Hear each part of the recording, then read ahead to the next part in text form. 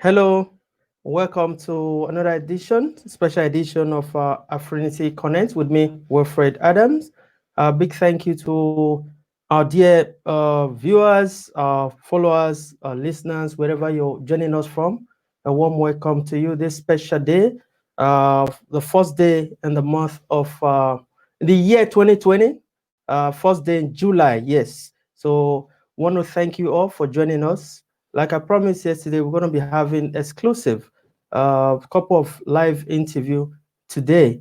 Today on the special show, we've got somebody very special, a distinguished Nigerian historian, a writer, an activist, uh, a human rights advocate. There's so much of his credential. He's done so much. If contested for MP here in the United Kingdom, and have the singular honor of introducing live and direct Honorable Aba.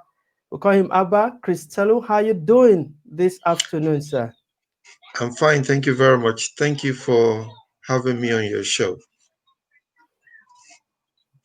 It's exciting to have you. Can you tell us and our viewers where exactly you're located right now? Well, I live in London. At the moment, I live somewhere close to the city airport. That means I live in the east of London. But I've lived right around the UK to an extent. I've lived here for close on 2 decades now, and I've lived in Essex as well as London. Wow. So how are you getting along with the Is it a lockdown that is easily going off now? How are you getting along? Well, I have coped quite well. It's afforded me opportunity to catch up with reading and writing, which I enjoy. And Mhm. in the last 1 or 2 weeks that the lockdown has eased a bit, I've been able to go back to playing tennis, which is one of my hobbies. Wow, that's good. That's good. So we'll go straight to business of the day.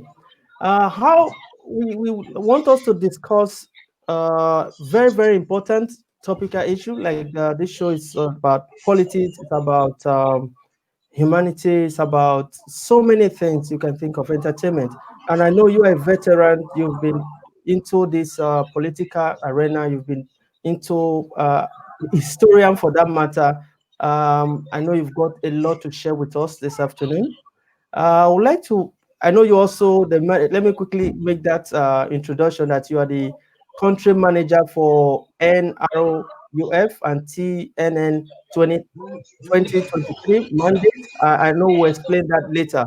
But for the Yes, I will. meantime, yes, wait, how would you, characterize the state of democratic governance around the world today? Okay, thank you. Democracy is an idea. It's the idea that governs the way in which we try to mobilize for politics, for elective political office. Um, the state of democracy, in my view, around the world at this time is particularly dynamic, and perhaps some of the more dominant features of the political space. It's become more tribal. You have streams of views coming to the fore, and people are getting um, condoned off into their own little silos and cocoons. You've got a high rate of division where the bridges and the networks that should exist are getting weaker, and the ability for politicians to cooperate and work together is getting reduced. That's at the global level. That's a kind of reality that is evident at this time. Yeah, definitely. I know you definitely you're Nigerian and a special one, a distinguished one for that matter. So I want to ask, how does democratically within this broad range in the global experience, how will you categorize Nigeria? Okay, thank you. Yes, you mentioned I'm Nigerian. I am proudly so. I lived well, I'm 53 at the moment, and I think I lived the first 30 plus years of my life in Nigeria. So I've been more of a Nigerian than a citizen of the world. So back to my fatherland, Nigeria, even though I've not lived there for close on 2 decades now. The state of politics and the state of democracy in Nigeria, as you will find in most other parts of the world, is also very divided. Um, Nigeria's political history post independence in 1960 has been such that we've gone from one turbulence to the other. We have not yet mastered the art of having a settled, urbane, conducive political environment that will engender growth and that would engender the realization of the potential of the mass of the citizenry. So at this time, we have the APC in power. The PDP was in power for about 16 years before that. Yet the hue and the cry from the most of the Nigerian political space is that the citizenry does not feel included. They don't feel well served. Um, so that says to me that the political space in Nigeria is still in need of a lot of improvement. The present administration is, of course, doing its bit, and I'm sure it will call the bit that is doing its best. However, we have enduring challenges in very many areas, including security, power generation, the ability for industries to function and to be profitable, security to lives and to property. For that reason, it means that the democratic and the governance space in Nigeria still has a lot of room to improve. So it's not terribly different from what you have in other places in the world. But um, the task that we've all got is we've got to keep at it. However much improvement we achieve, there would always be room for further improvement. And that's the challenge that the Nigerian political space shares with practically every other political space, including here in the United Kingdom. Yes, that's true. What you say in terms of political space and the barrier that we face and the expectation generally. That leads me to the next question, where people often talk about these barriers to politics, and that potentially good candidates do not stand for elections, and most of them, they are in the private sector or SM, they're doing their SMEs or somewhere, and where or when they do, it doesn't often end well. So what do you think about this position? Yes, it's a fact that from practically every society that you study, there are barriers to or perceived barriers to political participation, especially um, partisan politics and standing as candidates in elections. It's not peculiar to Nigeria, it's the same everywhere. And I guess the list of barriers will be endless, but I'll probably pick on a few and expound on how I see them impacting on the political space. And I'll start with myself because it's my personal experience.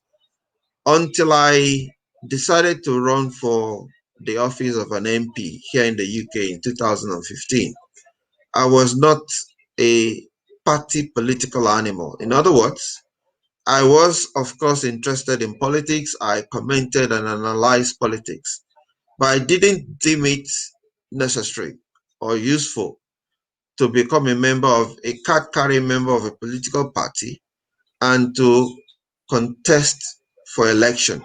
Why was that?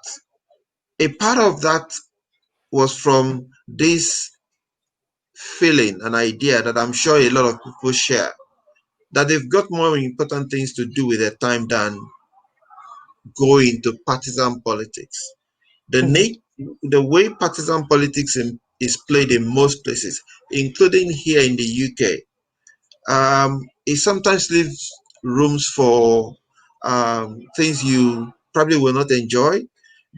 It's often inordinate ambitions. You have contestations that very many people, including myself, up to the time when I decided to run, felt was not really my thing, in quotes.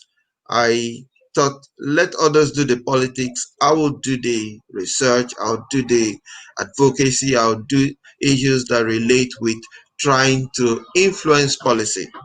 So what changed my mind in 2015 was simply this. I looked around here, and that's true for everywhere, and I realized that the political class, more often than not, make a mess of the whole thing. They do not govern properly, they do not deliver on promises. In fact, most times they do not even have a good enough program of things to do.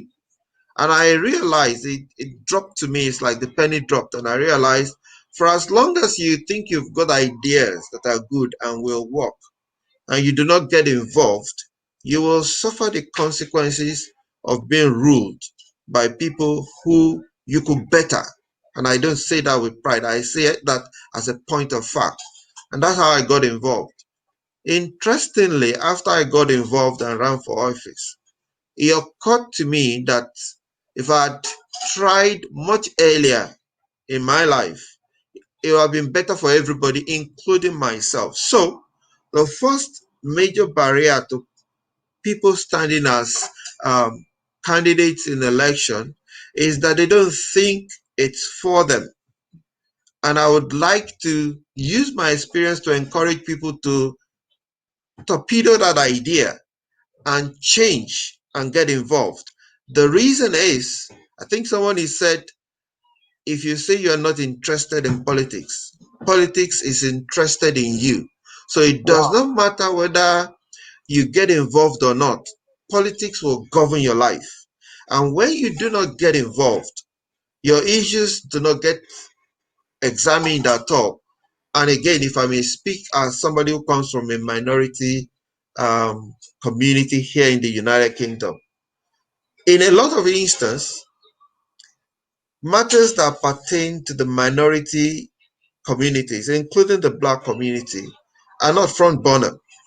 They keep our issues unattended to. They, in fact, do not understand part of our motivations, our cultural nuances, and what we want. And because there is so few of us, almost none of us sometimes at the table, our matters do not get tabled. And if your matter is not on the table, it will never get attended to. Therefore, whether we like it or not, everybody who thinks he's got something to contribute, however talented and endowed you are, you must get involved in the political process. That's the only way in which you can begin to push the kind of ideas that would create the kind of world we want to see. So, first barrier is personal distaste for politics. I think people should get over that. It's not a matter of taste now. Consider politics as a necessity, just like the food you have to eat to stay alive. Get involved.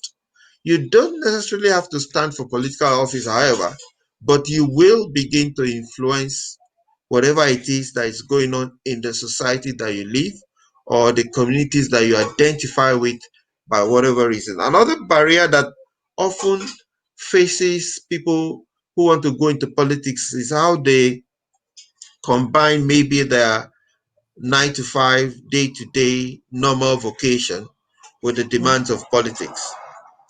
Again, the answer to that is simple. Politics is a vocation on the side, or at least until you get elected into such a significant office that you may have to give up other things you're doing. You can always do politics on the side. And most people who sometimes say they do not have the time for politics, they still pay a high price because they have to work double or triple the amount of effort they will have to put in at their work to get the results they desire, because the political space has created an architecture that de-emphasizes them. So if you like to change that, if you like to work smarter, if you like to live better, I would say you need to also get over that idea or that barrier.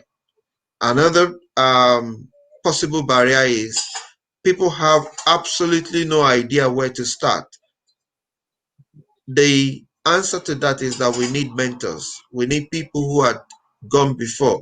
Find someone around you in the community, whether that looks like you or doesn't look like you, as long as they've been involved in the political process.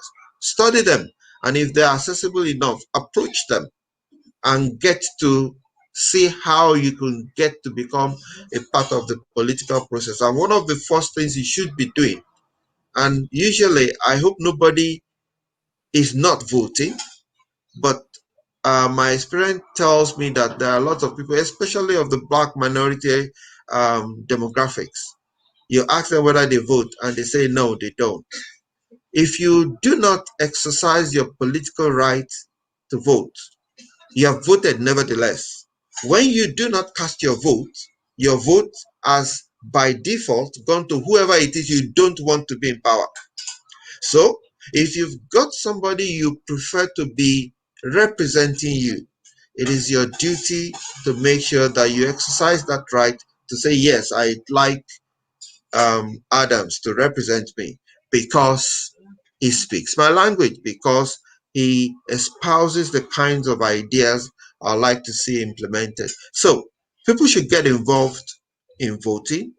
And the more you show that you vote, the more seriously the political class will take you anyway. In this country and any other country altogether, if people know that you've got a vote and that you vote regularly, they will consult you. They will like to cut you and ask you, so what will you like to see? If politicians know you do not vote, they don't even bother to leaflet you. When I did my campaigns and when I helped friends run campaigns and we leaflet, we actually look through lists and find out who is voting to know who we're going to target. Because if you do not vote, there's no point for me to campaign to you. You won't vote anyway. So people should begin from that basic level. Register to vote and vote.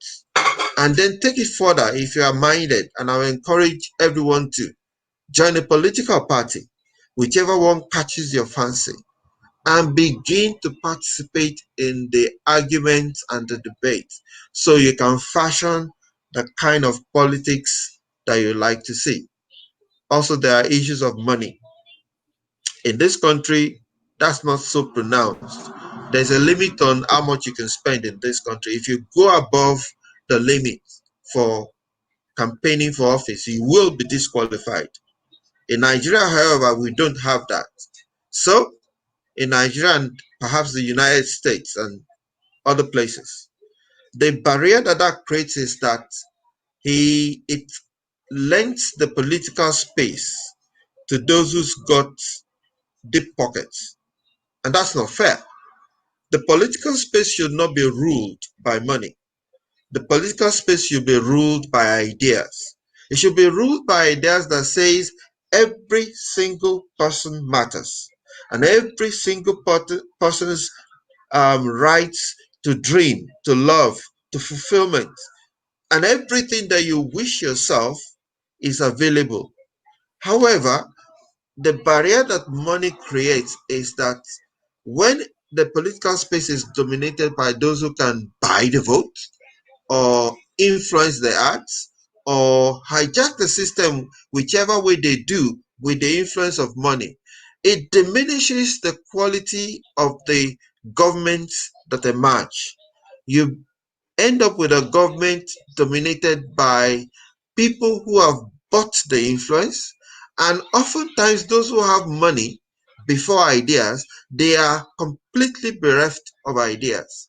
So again, in any place that money politics has become a barrier, like Nigeria, the more people who are given to ideas like myself, I'd like to suggest, will have to get involved so we can push the pendulum back towards the space of ideas and lessen the influence of money. And by the way, when good ideas rule, it benefits everybody. Mm-hmm. When money rules, money benefits a few because money by its nature would always be scarce. And if you are determined and ruled and conditioned by money, there's always a limit to how much money you can give to everybody. If I'm going to try to convince 200 million Nigerians by giving them money, I will have to divide however much money I've got by 200 million Nigerians. However, if I'm going to convince 200 million Nigerians by ideas as how we can all work together to increase the size of the pie and the supply of food, the supply of services, the supply of policies that enhances everybody, there's no limit to that. You can generate ideas endlessly, but you cannot generate money endlessly. Therefore, we must get to a politics that pushes away the influence of money and pushes forward the influence of ideas. I think I would leave it at those three barriers for now. Mm-hmm. Okay, thank you very much. I see you've really touched so many aspects, especially here in the UK, and of course, you've also touched partly back home in Nigeria, and that's really, really appreciate. Really appreciate that for you to touch on Thank these you. issues. Yeah, but what I was looking at is I noticed that for you personally, you've been involved in this. You took a step to contest for a position. It means that you know what it takes to be involved. And talking about involvement, that will take me to the next question where uh, you know, initially I said there is this abbreviation called NRUF, which is Nigerian Reformation Unity Forum, which Yes. has a project tagged TNN 2023, Tinubu non-negotiable at hand. Can you share more light about this project? Thank you Because, very much. I'm glad to do that, and it's important because this is one project that I'm involved along with a whole load of other people in okay, Nigeria now to mediate and influence the political space. Of course, like you said, NRUF means it stands for Nigeria Renewal Unity Forum. That is a grassroots nationwide with respect to Nigeria and global movement for the renewal of the Nigerian political space. The core of our thesis is that Nigeria's challenges, Nigeria's problems, Nigeria's issues are best solved from the political space. And if we get Nigeria working in the political space, will get Nigeria working in very many other space. That's the NREF bit. The TNN 2023 bit is Tinubu non-negotiable 2023. Now, the reason for that is that this movement, NRUF, has looked around. One of the challenges of every political space, including Nigeria, is the question of succession. If you do not plan a good succession, it does not matter how good a particular regime or time in office may have been. If the succession is messed up, the entire thing will derail. Therefore, we're looking post the Buhari presidency in Nigeria. And the question we've asked ourselves is who next to take the reins, the very onerous reign of rulership of the presidency in Nigeria? And we've had to crunch a lot of issues. Who can plan? Who can network? Who can galvanize? Who can catalyze? Who can harness resources and people together to begin to build the kind of Nigeria that we all deserve. And the one person we have narrowed it down to is the man called Asiwaju Tinubu. He is an ex-governor in one of the states in Nigeria, Lagos, and he was in office for 2 terms, 8 years, but he's left office for over a decade now. However, he still remains very relevant in the Nigerian space. He's got the experience, and we can see by manifest output that he's able to build network. He's able to groom people around him, his lieutenants, to go on to become assets to the Nigerian political space. People he's groomed have become vice president. The sitting vice president is from his grooming. He's got ministers who have also served as governors. He's got governors, particularly almost from the southwest of Nigeria, as well as other places. He's got friends and associates, political associates, all through Nigeria. Nigeria is a particularly difficult country to govern. We are made up of 450 and over ethnic nationalities. Because of the contestation for the political space and access to the reins of state power, it gets ethnicized, it gets religion is introduced as well. Those are some of the things we need to begin to take away from the equation. And one of the best persons to take that away from our equation and bring forward the reign of ideas is Bola Tinubu. Why? Because even though he's Muslim by religious persuasion, his wife is a pastor. Even though he's from the southwest, the Yoruba man, he's got friends from around the whole place, including the current president, who is from the north of Nigeria. He's got friends in the east. You need somebody who is inclusive in that kind of sense to take charge of Nigeria and become that first call that empowers very many other people to do the things we all need to be doing. That's why our movement is also not just NRUF, but also TNN 2023. We are persuaded that he will do the job of bringing to that place the Nigerian opportunity to go further and higher. Yes, talking about going further and higher. I love when you said that Nigeria has a peculiar problem. The ethnic divide, the religious divide. There's so many things that have come to play, Yeah. and this old saying that the good old days, where you say those better days. Do you Mm. think we can still have something like that, where the pound was to naira? Do you think Nigeria still have that future where we can still have fun Uh, and because Very, considering very, what's going on right now, I can tell you and I know yeah. that it's not easy right now. No, So it's do you not. think, No, it's yeah, not. It's what it's a do you think as we round up? it's a particularly challenging space, and the question you are asking is particularly on point. It's a very important question. Is Nigeria's best days ahead of it or behind it? Should we be dreaming of the good old days, or should we be looking forward to a better day? That's a dynamic question. And that's a question that every generation must answer. Every generation that fails to rise to its duty, every generation that fails to do its due diligence would always dream of the good old days because they will not meet, talk less of surpass their forefathers. The duty of every generation, including mine, and I think we have failed so far, by the way, let me be blunt.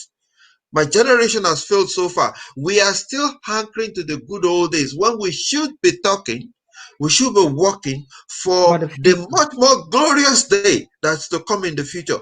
It's in our hands to create a better future of Nigeria. But it's not going to come easy. Look, if the answers were easy, they would have been found. If the solutions were to be picked off the low-hanging fruits, they will have been plucked. It requires focus of mind, it requires concentration, it requires network, it requires a lot of things. But I'm certain, I am optimistic as well, even though I'm a blunt realist. Nigeria's best days are still in the future because we have the means to make Nigeria a better place. And hopefully we'll get to do that. Thank you so much. I'm afraid we have to round up this discussion because we have to link up other people. But to Thank be you. honest, I'm really grateful. Thank you. It's an honor to have you on this platform. I know Thank we'll you, sir. still be inviting you for to because I have a lot of questions I was supposed to ask you, but I think we'll arrange some other time. But I want to thank you sincerely for coming on the program. Thank you. Thank you for having me. And I wish you all the best. By the way, I think you're doing a very good job. Please keep Thank at it. Thank you Thank so you. much. Thank Okay. you. Yeah, that has been our own Honorable Abba. I want to thank him sincerely. So, like I promised yesterday, we'll be linking up or we'll be going off now, coming back with another special guest. Thank you for joining us.